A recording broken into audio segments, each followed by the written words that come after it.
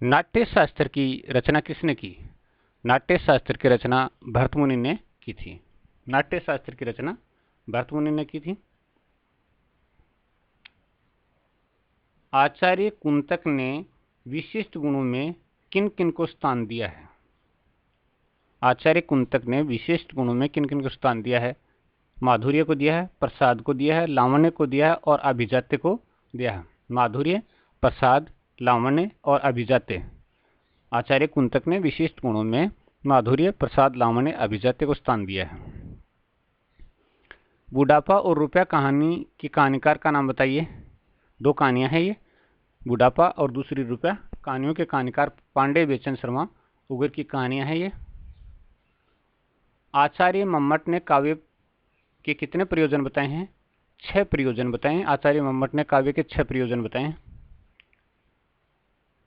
अनुराग बांसुरी की क्या विशेषता है? चौपाइयों के बीच में दोहे न लिखकर बैरवे लिखे हैं। अनुराग बांसुरी में जब रचना की गई तो चौपाइयों के बीच में दोहे न लिखकर बैरवे छंद का प्रयोग किया गया है। आचार्य चिंतामणि त्रिपाठी का जन्म कहां पर हुआ? कानपुर जिले के तिकवापुर गांव में आचार्य चिंतामणि त्रिपाठी का जन्म हुआ था। वक्रोक्ति जीवितम ग्रंथ की रचना किसने की? आचार्य कुंतक ने की थी। वक्रोक्ति जीवितम ग्रंथ की रचना आचार्य कुंतक ने। अनुराग बांसुरी का विषय क्या रहा है? अनुराग बांसुरी का तत्व ज्ञान संबंधी विवेचन। तत्व ज्ञान संबंधी विवेचन अनुराग बांसुरी का विषय। मृगावती की रचना किसने की?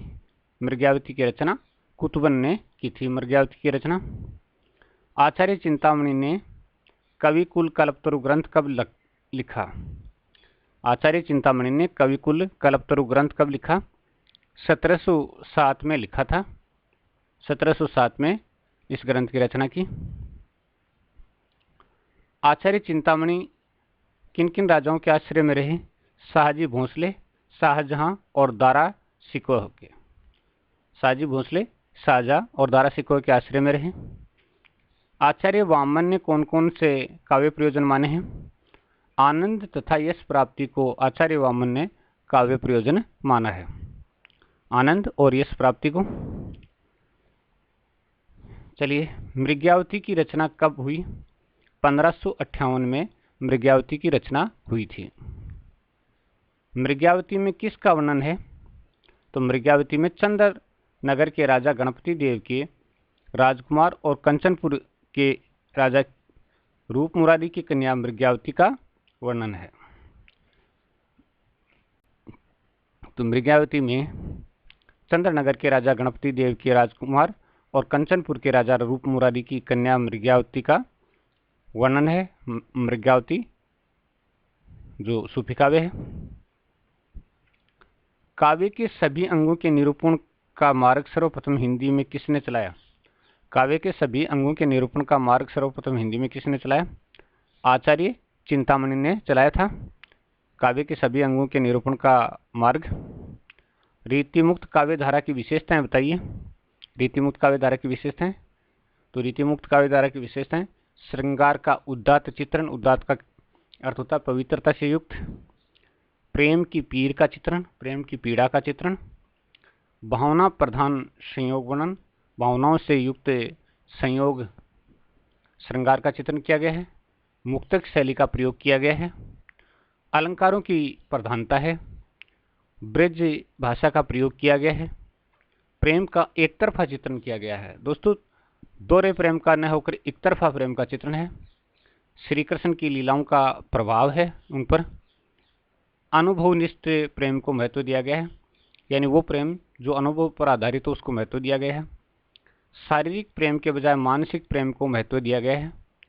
शारीरिक प्रेम के बजाय मानसिक प्रेम। वियोग की प्रधानता है और इसमें वियोग की प्रधानता देखने को मिलती है। स्वच्छंद नायक और नायिका और नायिका और नायक स्वच्छंद है। परंपरागत नायिका भेद का परित्याग और परंपरागत जो नायिका भेद था उसका परित्याग किया गया है। घनानंद का जन्म कब व कहाँ हुआ?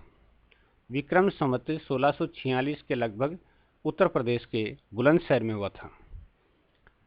1746 के लगभग उत्तर प्रदेश के बुलंदशहर में। रस निष्पत्ति के संबंध में भट्ट लोलट का सिद्धांत क्या कहलाता है?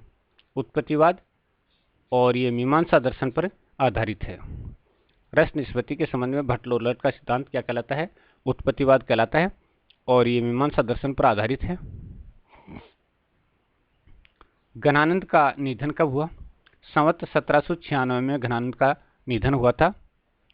रीतिकाल की प्रमुख विशेषता क्या है? तो रीतिकाल की विशेषता भी देख लेते हैं। श्रृंगारिकता की भावना, आचार्यत्व का प्रदर्शन, आलंकारिकता और ब्रजभाषा की प्रधानता। श्रृंगारिकता की भावना, आचार्यत्व का प्रदर्शन और अलंकारिकता और ब्रजभाषा की प्रधानता, ये सारी की सारी चीजें रीतिकाल की प्रमुख विशेषता हैं।